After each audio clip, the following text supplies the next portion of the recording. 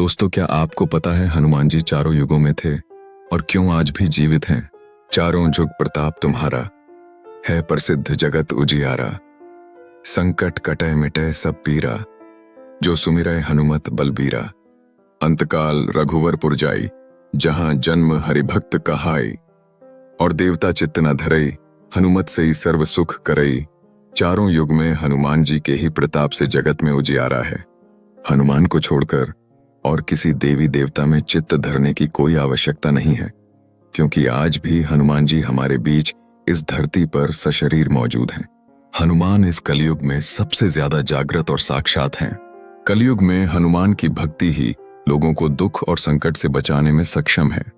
बहुत से लोग किसी बाबा, देवी देवता, ज्योतिष और तांत्रिकों के चक्कर में भटकते रहते हैं, क्योंकि वे हनुमान की भक्ति शक्ति को नहीं पहचानते।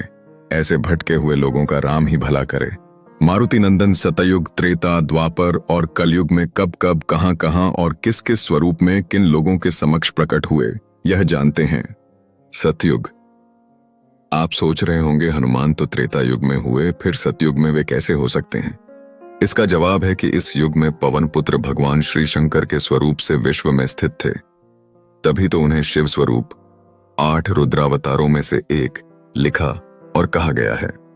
तभी तो गोस्वामी तुलसीदास जी ने हनुमान चालीसा में उन्हें शंकर सुवर्ण केसरी नंदन कहकर संबोधित किया है। में जब जब श्री राम ने हनुमान जी को गले से लगाया, तब तब भगवान शंकर अति प्रसन्न हुए हैं। सतयुग में भोलेनाथ पार्वती से उनके स्वरूप का वर्णन करते हैं और वे उसी युग में पार्वती से दूर रहकर ब्रह्मचर्य व्रत का पालन करते हैं। अतः यह प्रमाणित है कि श्री हनुमान जी सतयुग में शिव रूप में थे और शिव तो अजर अमर हैं। त्रेता युग में तो पवन पुत्र हनुमान ने केसरी नंदन के रूप में जन्म लिया और वे राम के भक्त बनकर उनके साथ छाया की तरह रहे। वाल्मीकि रामायण में हनुमान जी के संपूर्ण चरित्र का उल्लेख मिलता है। हनुमान जी के त्रेता युग में होने के हजारों प्रमाण मिलते हैं। सभी हैं हनुमान के ऋणी। श्री राम, भरत, सीता, सुग्रीव, विभीषण और संपूर्ण कपिमंडल, कोई भी उनके ऋण से मुक्त अर्थात उऋण नहीं हो सकता। इस प्रकार त्रेता युग में तो हनुमान जी साक्षात विराजमान हैं। इनके बिना संपूर्ण चरित्र पूर्ण होता ही नहीं। वानर समान एक विलक्षण जाति। हनुमान विषयक रामायण के समस्त वर्णन को मनन करने पर यह सिद्धांत स्थिर होता है कि आज से 9 लाख वर्ष पूर्व एक ऐसी विलक्षण वानर जाति भी भारतवर्ष में विद्यमान थी, जो आज से 15,000 वर्ष पूर्व लुप्त हो गई। बच गए बस हनुमान। वाल्मीकि रामायण के उत्तरकांड के 40वें अध्याय में इस बारे में प्रकाश डाला गया है। तावत शरीरे वत्स्युन्तु प्राणामम न संशय, अर्थात हे वीर श्री राम, इस पृथ्वी पर जब तक राम कथा प्रचलित रहे तब तक निस्संदेह मेरे प्राण इस शरीर में बसे रहे। द्वापर युग में हनुमान जी भीम की परीक्षा लेते हैं। इसका बड़ा ही सुंदर प्रसंग है।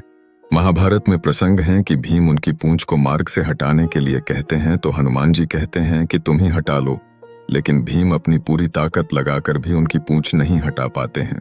दूसरा प्रसंग अर्जुन से जुड़ा है। अर्जुन के रथ पर हनुमान जी के विराजित होने के पीछे भी कारण है।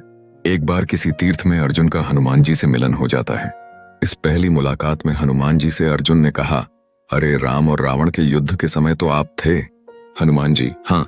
तभी अर्जुन ने कहा, आपके स्वामी श्री राम तो बड़े ही श्रेष्ठ धनुषधारी थे, तो फिर उन्होंने समुद्र पार जाने के लिए पत्थरों का सेतु बनवाने की क्या आवश्यकता थी? यदि मैं वहां उपस्थित होता तो समुद्र पर बाणों का सेतु बना देता, जिस पर चढ़कर आपका पूरा वानर दल समुद्र पार कर लेता। इस पर हनुमान जी ने कहा, असंभव, बाणों का सेतु वहां पर कोई काम नहीं कर पाता। हमारा यदि एक भी वानर चढ़ता तो बाणों का सेतु छिन्न भिन्न हो जाता। अर्जुन ने कहा, नहीं, देखो ये सामने सरोवर है, मैं उस पर बाणों का एक सेतु बनाता हूं, आप इस पर चढ़कर सरोवर को आसानी से पार कर लेंगे। हनुमान जी ने कहा, असंभव। तब अर्जुन ने कहा, यदि आपके चलने से सेतु टूट जाएगा तो मैं अग्नि में प्रवेश कर जाऊंगा, और यदि नहीं टूटता है तो आपको अग्नि में प्रवेश करना पड़ेगा। हनुमान जी ने कहा, मुझे स्वीकार है, मेरे 2 चरण ही इसने झेल लिए तो मैं हार स्वीकार कर लूंगा। तब अर्जुन ने अपने प्रचंड बाणों से सेतु तैयार कर दिया। जब तक सेतु बनकर तैयार नहीं हुआ तब तक तो हनुमान अपने लघु रूप में ही रहे, लेकिन जैसे ही सेतु तैयार हुआ, हनुमान जी ने विराट रूप धारण कर लिया। हनुमान राम का स्मरण करते हुए उस बाणों के सेतु पर चढ़ गए। पहला पग रखते ही सेतु सारा का सारा डगमगाने लगा, दूसरा पैर रखते ही चरमराया और तीसरा पैर रखते ही सरोवर के जल में खून ही खून हो गया। तभी श्री हनुमान जी सेतु से नीचे उतर आए और अर्जुन से कहा कि अग्नि तैयार करो। अग्नि प्रज्वलित हुई और जैसे ही हनुमान जी अग्नि में कूदने चले, वैसे भगवान श्री कृष्ण प्रकट हो गए और बोले, ठहरो। तभी अर्जुन और हनुमान ने उन्हें प्रणाम किया। भगवान ने सारा प्रसंग जानने के बाद कहा, हे हनुमान, आपका तीसरा पग सेतु पर पड़ा। उस समय मैं कछुआ बनकर सेतु के नीचे लेटा हुआ था। आपकी शक्ति से आपके पैर रखते ही मेरे कछुआ रूप से रक्त निकल गया। यह सेतु टूट तो पहले ही पग में जाता यदि मैं कछुआ रूप में नहीं होता तो। यह सुनकर हनुमान जी काफी कष्ट हुआ और उन्होंने क्षमा मांगी। मैं तो बड़ा अपराधी निकला, आपकी पीठ पर मैंने पैर रख दिया। मेरा ये अपराध कैसे दूर होगा भगवान? तब कृष्ण ने कहा, यह सब मेरी इच्छा से हुआ है। आप मन खिन्न मत करो और मेरी इच्छा है कि तुम अर्जुन के रथ की ध्वजा पर स्थान ग्रहण करो। इसलिए द्वापर में श्री हनुमान महाभारत के युद्ध में अर्जुन के रथ के ऊपर ध्वजा लिए बैठे रहते हैं। ये द्वापर का प्रसंग था। हनुमान जी कलयुग में गंधमादन पर्वत पर निवास करते हैं, ऐसा श्रीमद् भागवत में वर्णन आता है। यत्र यत्र रघुनाथ कीर्तन तत्र कृत मस्तकांजलि, वाष्प वारि परिपूर्ण लोचनम मारुतिन नमत राक्षसांतक। अर्थात कलयुग में जहां जहां भगवान श्री राम की कथा कीर्तन इत्यादि होते हैं, वहां हनुमान जी गुप्त रूप से विराजमान रहते हैं। सीता जी के वचनों के अनुसार, अजर अमर गुण निधि सुत हो, करहु बहुत रघुनायक छो। यदि मनुष्य पूर्ण श्रद्धा और विश्वास से इनका आश्रय ग्रहण कर लें तो फिर तुलसीदास जी की भांति उसे भी हनुमान और राम दर्शन होने में देर नहीं लगती। हनुमान जी के जीवित होने के प्रमाण समय समय पर प्राप्त होते रहे हैं, जो इस बात को प्रमाणित करता है कि हनुमान जी आज भी जीवित हैं। 16वीं सदी के महान संत कवि तुलसीदास जी को हनुमान की कृपा से राम जी के दर्शन प्राप्त हुए। कथा है कि हनुमान जी ने तुलसीदास जी से कहा था कि राम और लक्ष्मण चित्रकूट नियमित आते रहते हैं। मैं वृक्ष पर तोता बनकर बैठा रहूंगा। जब राम और लक्ष्मण आएंगे मैं आपको संकेत दे दूंगा। हनुमान जी की आज्ञा के अनुसार तुलसीदास जी चित्रकूट घाट पर बैठ गए और सभी आने जाने वालों को चंदन लगाने लगे।